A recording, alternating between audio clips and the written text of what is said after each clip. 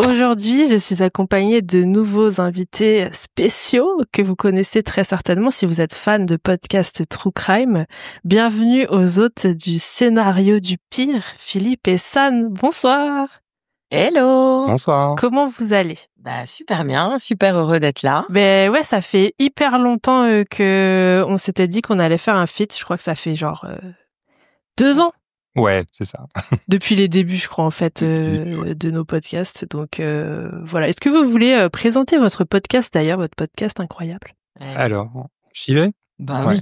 Alors, donc, le scénario du pire, c'est un podcast qui s'inspire pas mal du cinéma. Donc, en fait, on va chercher des histoires de true crime, donc évidemment des histoires vraies, mais dont on se dit que potentiellement, ça ferait vraiment un très bon film.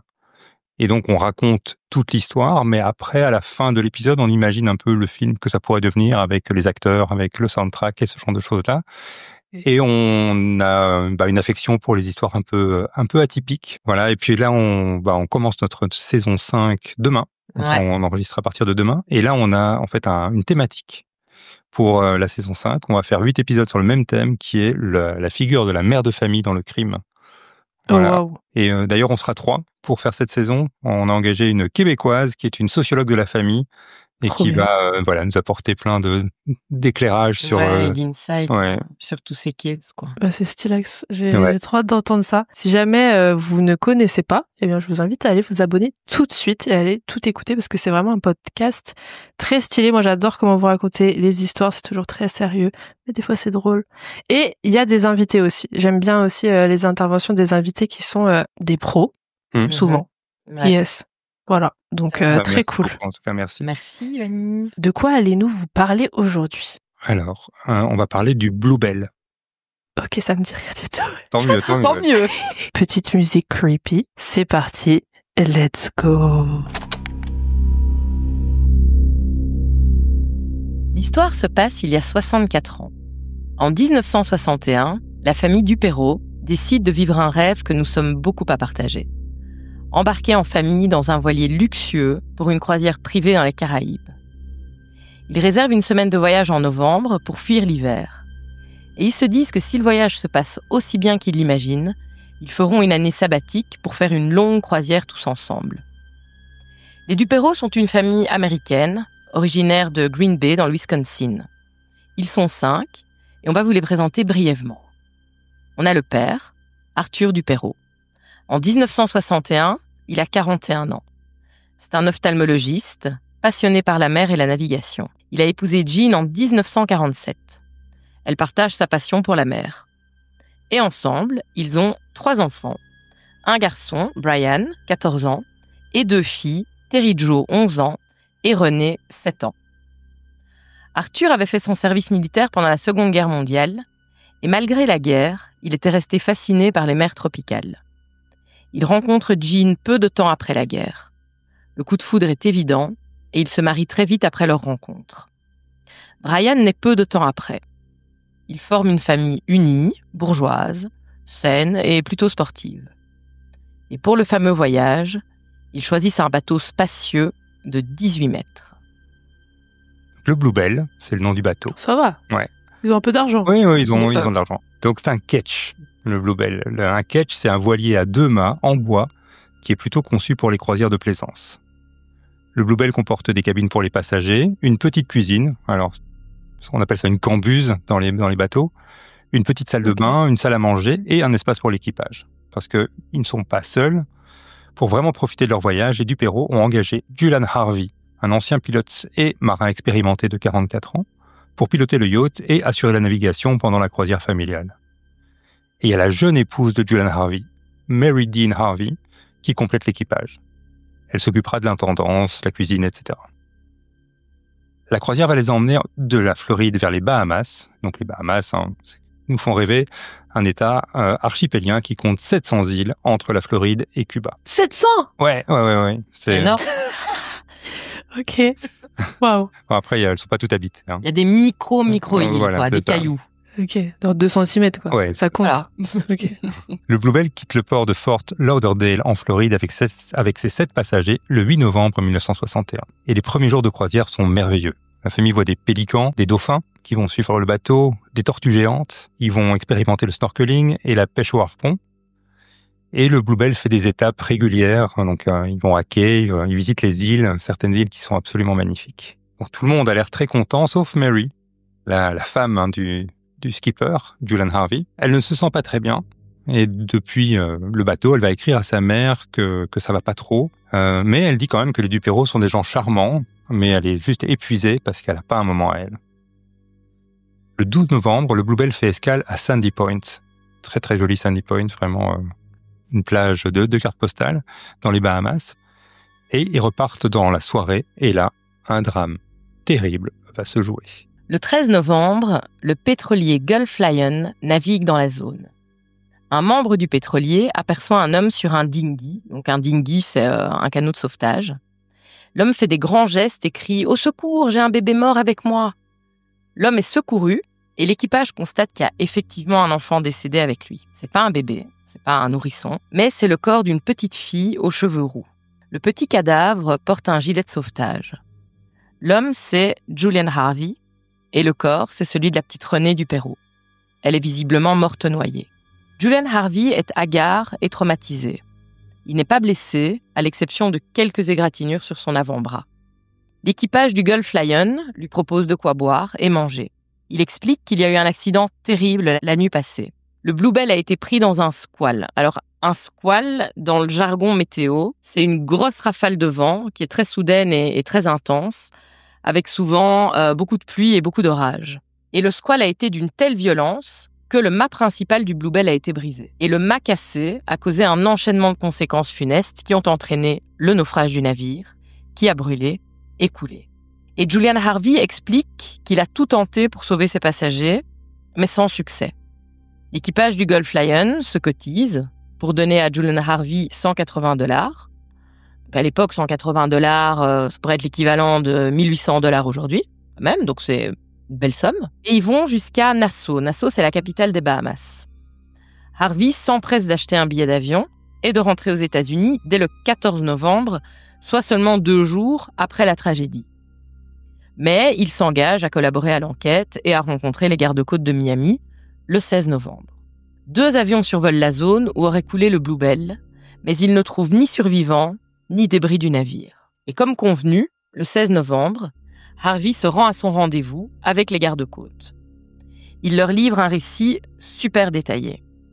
Selon lui, les conditions de navigation semblaient bonnes le 12 novembre 1961. Tout se passait bien, malgré quelques bourrasques et averses, jusqu'à ce que, juste avant minuit, le Bluebell soit pris dans ce fameux squall très violent. Le mât principal du Bluebell s'est brisé sous la violence du vent et s'est écrasé sur le pont, blessant Mary Harvey et Arthur Duperreault aux jambes. Le mât a séparé le pont du Bluebell en 2 zones. Harvey était seul d'un côté du mât et les Duperreault et Mary de l'autre côté. La chute du mât a également brisé le réservoir du bateau qui était plein. Et l'essence s'est mêlée aux voiles, désormais sur le pont, et tout a pris feu, probablement à cause d'un problème électrique. Tout s'est enflammé très brutalement. L'antenne de la radio était au sommet du mât qui venait de se casser. Impossible d'appeler les secours et d'éteindre l'incendie. Julian a ordonné à tous les passagers du Bluebell de sauter à l'eau. Il a pu rejoindre le canot de sauvetage, mais il a été incapable de retrouver sa femme ou les Duperreault. Il faisait très sombre cette nuit-là, et les vagues empêchaient de voir quoi que ce soit dans la mer. Il ne parviendra qu'à récupérer le corps sans vie de la petite Renée, morte noyée. Mais Mary, Arthur, Jean, Brian et Terry Joe semblaient s'être évaporés en mer. Mystère. Il y a un élément qui va interpeller les autorités. Le bateau de sauvetage de Harvey contenait beaucoup d'eau et de vivres. Tu vois, normalement, quand tu dois t'enfuir de façon précipitée, tu ne t'organises pas comme ça. Mais voilà, c'est pas suffisamment comme élément à charge, donc Harvey ressort libre. Le même jour, donc on est toujours le 16 novembre, donc le 16 novembre, 4 jours après la tragédie, il y a un immense coup de théâtre qui va totalement bouleverser l'enquête.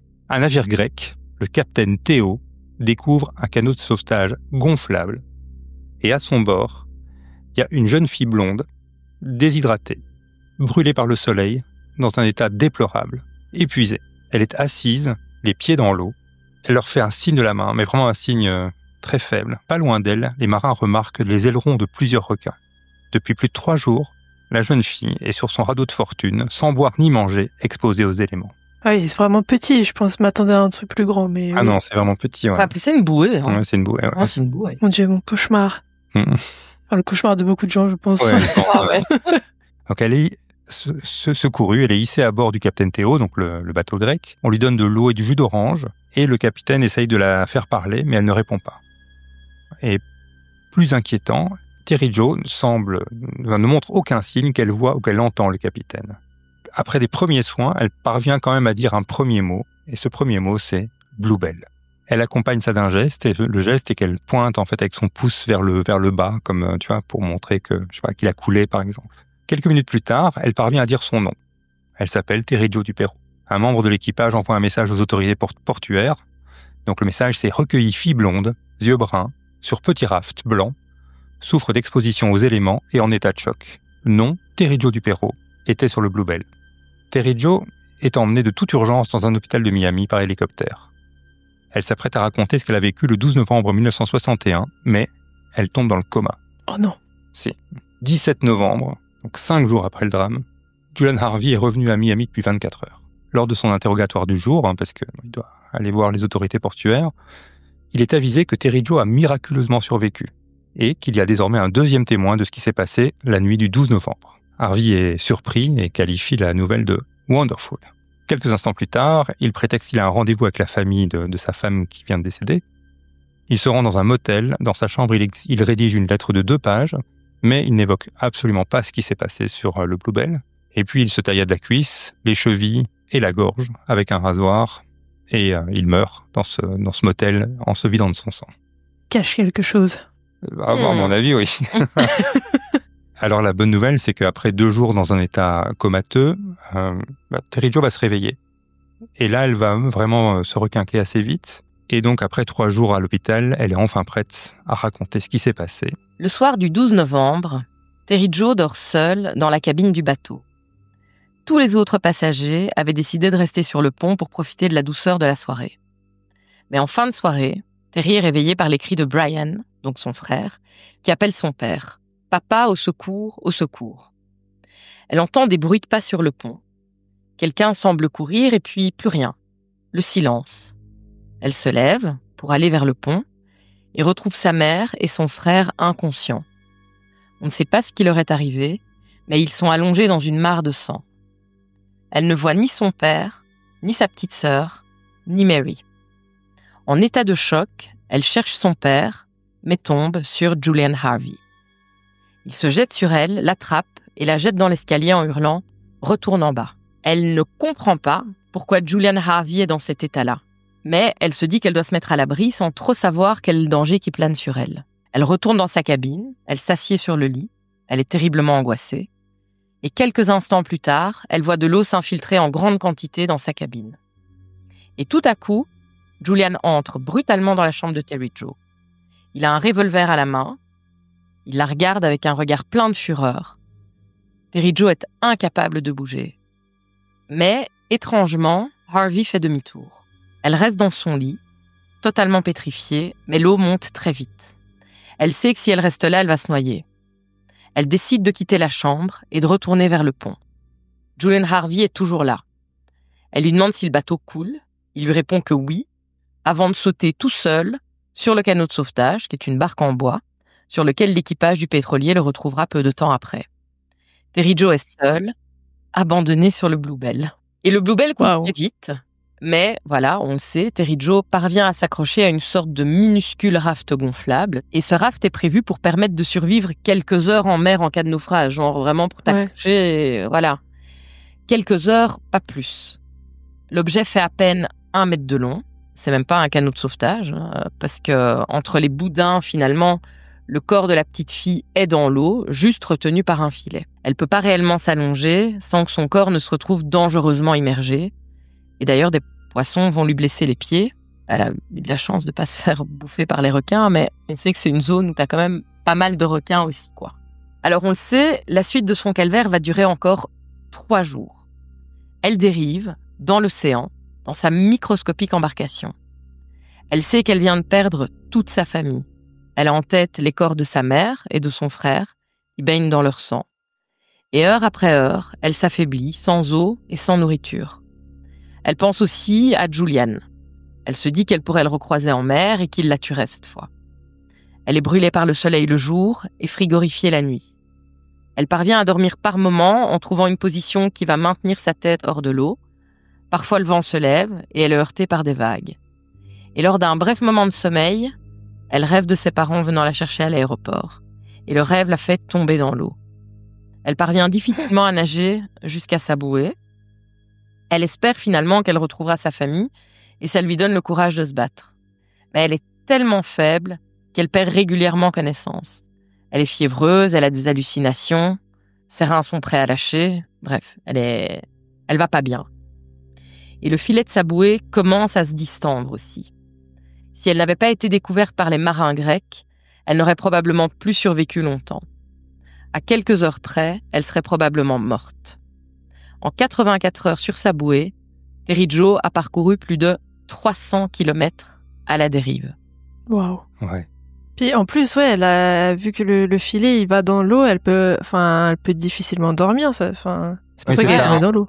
En fait, dans les recherches, tu vois, il y avait une seule position qui lui permettait de pas être immergée. Et donc, elle devait écarter les jambes d'une certaine manière, écarter les bras d'une autre manière, poser sa tête d'une certaine manière. Ouais. Et il y a que cette position-là dans laquelle elle était hors de l'eau et donc elle pouvait avoir des brefs moments de sommeil. Si la mer était calme aussi. Et si la mer était calme, exactement. Parce que dès que le vent se levait, ça devenait très dangereux. Et puis, voilà, dès qu'elle avait un sursaut dans un rêve, par exemple, elle tombait, quoi. Donc, et je sais plus combien, mais je crois que la profondeur de la mer à cet endroit-là, c'était genre dans les 300 kilomètres. Enfin, j'allais dire, je dis pas, mais trop tard. Ah, mon Dieu. La phobie des profondeurs. Voilà. Ouais. Le vide marin. Ok. Voilà. En tout cas, dans sa déposition, elle affirme qu'elle est absolument certaine que le Bluebell n'était pas en feu et que le mât était intact. Terry Jo pense que Julian croyait qu'elle allait couler avec le bateau et que c'est pour cette raison qu'il l'a pas abattu, en fait. Bon, Julian Harvey, il est mort, hein, forcément. Mais l'enquête continue pour comprendre ce qui s'est passé la nuit du 12 novembre 61. Même si il y aura pas de procès, évidemment, parce qu'il n'y a plus de coupables. Et on découvre dans l'enquête que Julian Harvey n'était probablement pas à son coup d'essai, parce qu'avant d'épouser Mary, il s'était marié 5 fois. Voilà. Notamment avec Joanne. Alors, Joanne, c'était sa deuxième femme qui est morte dans des circonstances très mystérieuses. Donc, Joanne, épouse de Julian Harvey dans les années 40, est décédée dans un accident de voiture en 1949. Selon les rapports de l'époque, Julian conduisait leur véhicule et il a perdu le contrôle du véhicule alors qu'il roulait sur un pont. Donc, la voiture a été projetée dans l'eau. La femme Joanne est décédée, mais aussi parce que, pourquoi pas, la belle-mère était aussi dans la voiture et donc elle est aussi morte noyée. Mais Julian Harvey a réussi à sortir de la voiture, à nager et lui, il était indemne. Mais il a une fascination pour l'eau ou lui, ça ne fait pas peur en tout cas. Ouais, exactement. Ah ouais. Alors, pour continuer en l'eau, il a aussi fait des escroqueries à l'assurance qui sont avérées en coulant des bateaux qui lui appartenaient pour toucher des polices d'assurance. Mais alors surtout, tant qu'on parle d'assurance, il était bénéficiaire d'une assurance de vie au nom de Mary, donc la femme qui a disparu avec le Bluebell, sa dernière épouse, et il avait souscrit cette assurance 2 mois avant le naufrage, et la disparition accidentelle de Mary lui aurait rapporté 40 000 $, soit 420 000 $ d'aujourd'hui, donc belle somme. Okay. On sait qu'il était dans les ennuis financiers et qu'en plus, il aurait touché 20 000 $ dans des circonstances de maladie, mais en cas d'accident, l'assurance vie doublait la récompense, entre guillemets. Donc l'accident tragique le rendait encore plus riche qu'une mort par maladie.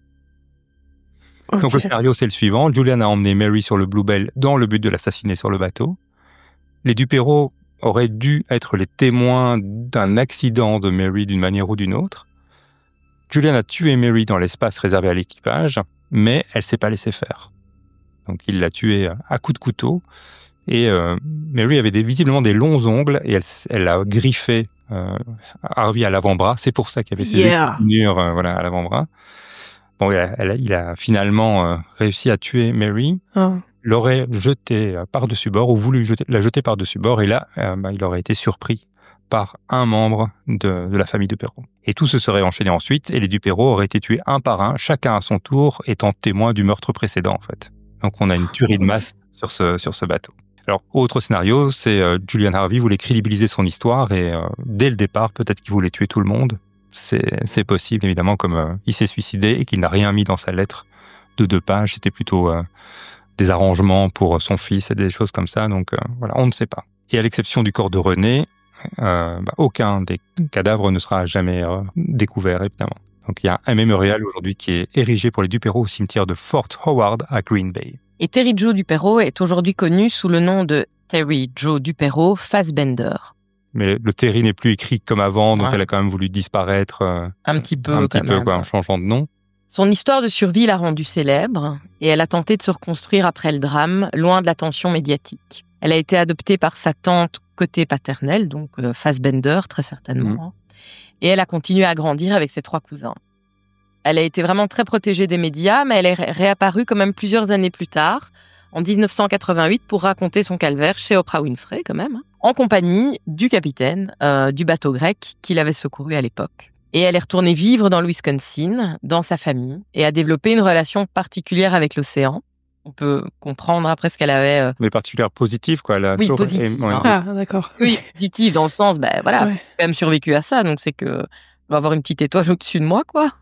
Ouais. Et aussi toujours cet espoir finalement un petit peu irrationnel que son père, Arthur, qu'elle n'a finalement jamais vu mort par rapport aux autres membres de sa famille, était finalement encore vivant et peut-être amnésique quelque part. Et l'histoire de Terry Joe est finalement, enfin nous on a trouvé quand même un incroyable exemple de résilience quand tu vis un truc pareil. À notre connaissance, elle est toujours vivante, mais elle est assez discrète. Et âgée, ouais. Et âgée, bien sûr.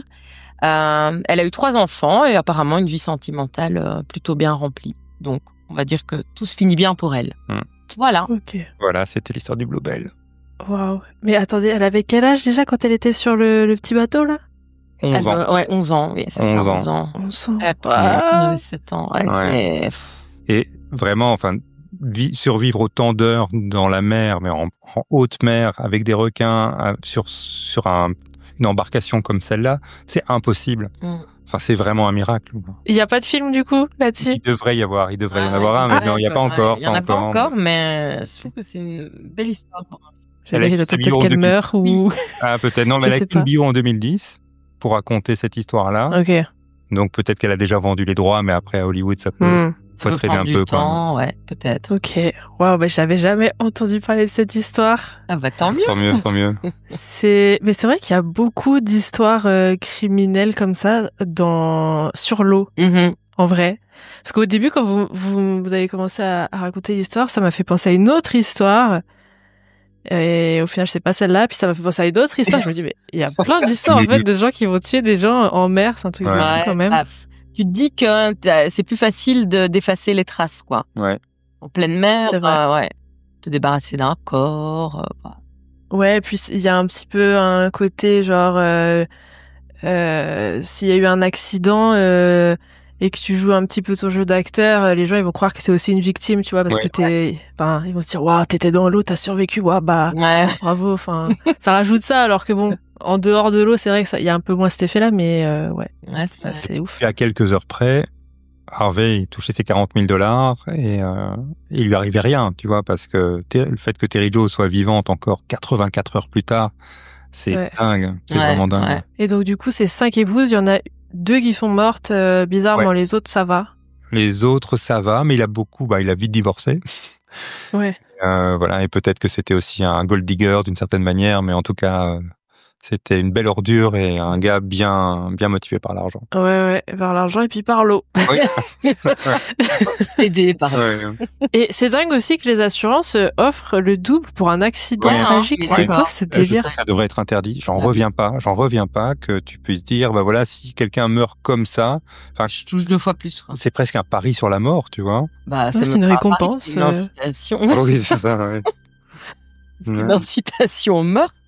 Surtout que l'accident, c'est plus facile de provoquer un accident que de provoquer une maladie. Donc, effectivement, ça incite peut-être...